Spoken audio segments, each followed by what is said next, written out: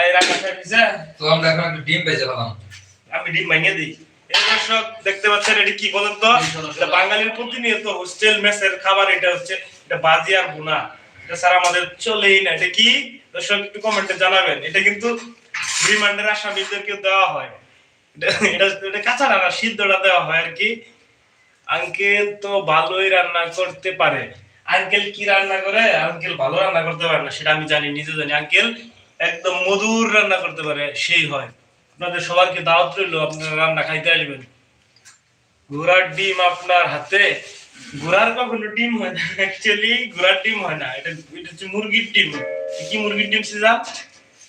এটা লেয়ার মুরগির ডিম, লেয়ার মুরগি ডিমটা কি আলাদা মাথায় ফাটামু নাকি? দর্শক আপনারা কমেন্টে বলেন। দেখেন দুইটা কাঁচামরিচ দিছি, কত বড় বিগ সাইজের দুইটা কাঁচামরিচ, একটা পেঁয়াজ।